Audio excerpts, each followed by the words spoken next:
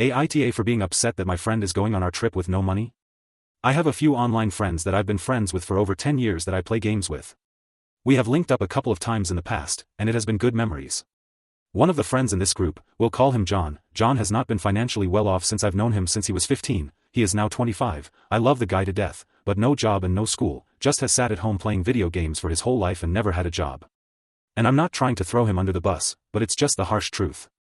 My online friend group has had trips in the past, and each trip we are always having to cover for John because we don't want him to feel left out.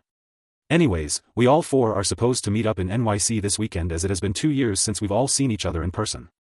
I understand everyone's financial situation is different, but 3 of us have jobs and money to spend in NYC for the weekend. I'm grateful that I'm a software engineer and make good money, but even then, my budget for NYC for the weekend was just going to be $100 to $200 a day. We've had this trip planned for months, and this entire time I figured John would have the funds to have some spending money for the weekend.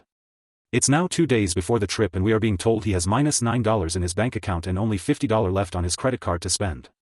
We have made a point to him that we have gotten tired of covering for him and that it is going to be difficult to have an enjoyable time in NYC when he has no money to spend. John has now gotten very upset at us, but we are at the point where we feel that it is unfair to us to be expected to cover for him. Let me preface by saying he doesn't expect us to cover for him, but also, how are we supposed to even do anything? Stuff in NYC costs money, whether it be clubs, food, or stores. And we wanted to go to a nice dinner. This has been planned for months.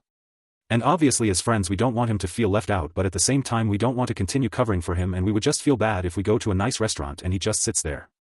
But yeah, that's the situation right now. I will say I am very frustrated, but I'm not sure if I'm sounding like an asshole to him and to myself.